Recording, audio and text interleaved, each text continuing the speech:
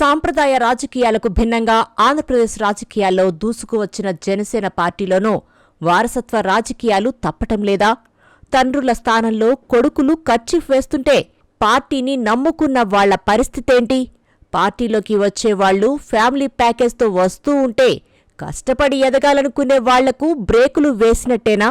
మొన్నటి ఎన్నికల్లో 100% స్ట్రైక్ రేటుతో జాతీయ స్థాయిలో గుర్తింపు పొందిన జనసేనలో ఇప్పుడు పెరిగిపోతున్న వారస సేన మీద కొత్తగా చర్చ నడుస్తోంది.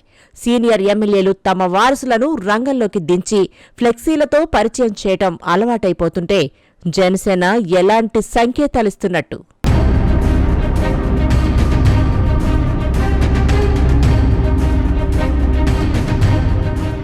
ప్రాంతీయ పార్టీలు అంటేనే వాటి నాయకత్వాలు పరోక్షంగా కుటుంబ పాలనకు శ్రీకారం చుడతాయి. తమిళనాడులో ఎంజీఆర్ భార్య జానకి, కరుణానిధి కొడుకు స్టాలిన్, కూతురు కనిమొళి, ఇంకో కొడుకు అళగిరి.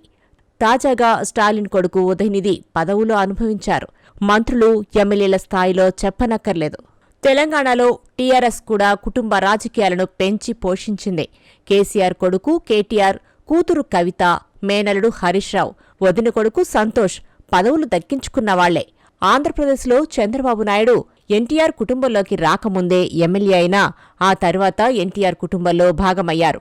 ఎన్టీఆర్ పెద్దలుడు దగ్గుపాటి వెంకటేశ్వరరావు, ఆయన భార్య పురంధేశ్వరి, ఎన్టీఆర్ కొడుకులు హరికృష్ణ, బాలకృష్ణ, చంద్రబాబు కొడుకు లోకేష్, బాలకృష్ణ అల్లుడు భరత్ కూడా ఈ రాజకీయ కుటుంబం నుంచి పదవులు పొందినవారే. వైసీపీ ఆవిర్భావమే ముఖ్యమంత్రి కొడుకు జగన్మోహన్ రెడ్డి కోరుకున్న వారసత్వపు ఫలితం. జాతీయ పార్టీ కాంగ్రెస్ కుటుంబ పాలన బాటలోనే సీఎం కావాలనుకుని భంగపడ్డ జగన్ సొంత పార్టీ పెట్టుకుంటే అన్నతో గొడవపడి అదే కాంగ్రెస్కు ఏపీ అధ్యక్షురాలయ్యారు షర్మిల.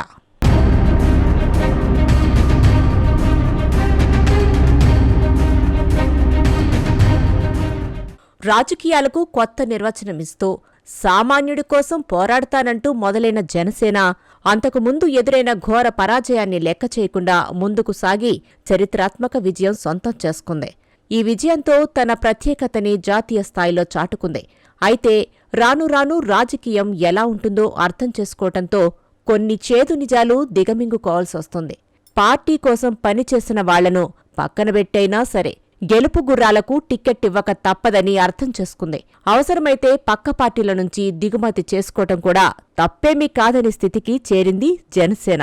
ఎన్నికలకు ముందే అబ్బిన ఈ జ్ఞానాన్ని ఆ తరువాత కూడా కొనసాగిస్తూ రావటం పార్టీ శ్రేణుల్లో చర్చకు దారితీస్తోంది. ముందు వచ్చిన చెవుల కంటే వెనుక వచ్చిన కొమ్ములు వాడి అనే నానుడి గుర్తు చేసుకుని పార్టీ నాయకులు తమ బాధను లోలోపలే దిగమింగుకోక తప్పేట్టు కనపడడం లేదు.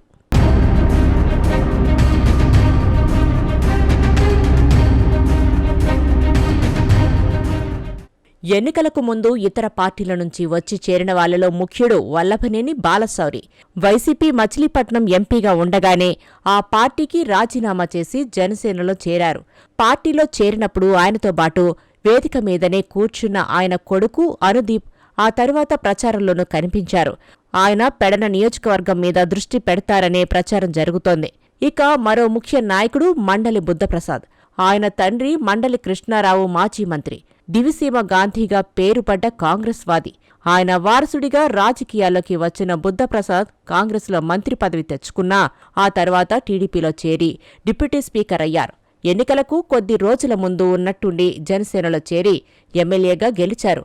ఇది అక్కడి జనసేన నాయకులకు కొంత ఇబ్బందికరంగా తయారైనా సర్దుకుపోయారు. కానీ ఆయన కొడుకు వెంకట్రావును చురుగ్గా వెంట తిప్పుకుంటూ రాజకీయ వారసుణ్ణి చేయటానికి సిద్ధమయ్యారు. ఇప్పుడు అవనిగడ్డ నియోజకవర్గంలో బుద్ధప్రసాద్ బొమ్మ ఉన్న ఫ్లెక్సీ కనపడితే చాలు, అందులో వెంకట్రావు ఫోటో ఉండి తీరాల్సిందే.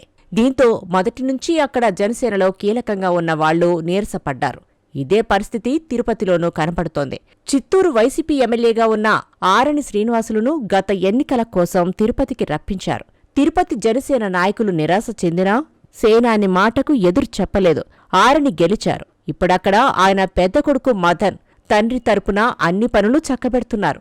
ఎమ్మెల్యేకి తానే రాజకీయ వారసునని చెప్పకపోయినా అర్థమయ్యేలా వ్యవహరిస్తున్నారు. దీంతో స్థానిక జనసేన నాయకులు తమకిక అవకాశాలు రానట్టేనన్న అంచనాలతో లోలోపల కుమిలిపోతున్నారు.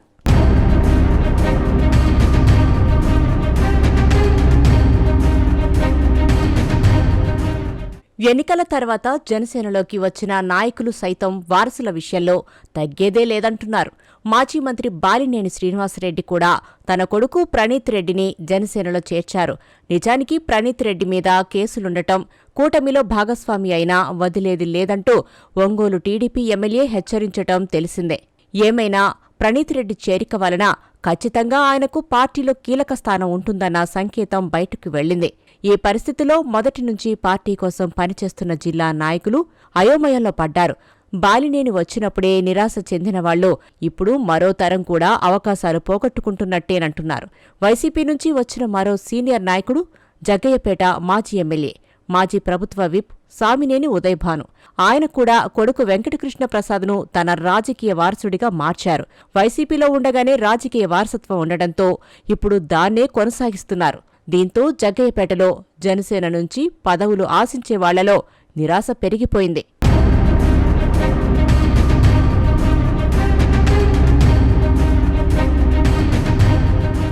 మొదటి నుంచి పార్టీ సానుభూతిపరుడిగా పార్టీని అంటిపెట్టుకుని ఉండే శాసనసభలో తొలిసారి అడుగుపెట్టిన మరో ఎమ్మెల్యే పంతం వెంకటేశ్వరరావు అలియాస్ నానాజీ. కాకినాడ రూరల్ నియోజకవర్గానికి ప్రాతినిధ్యం వహిస్తున్న నానాజీ కూడా తన వారసుడు సందీప్ను రంగంలోకి దించారు.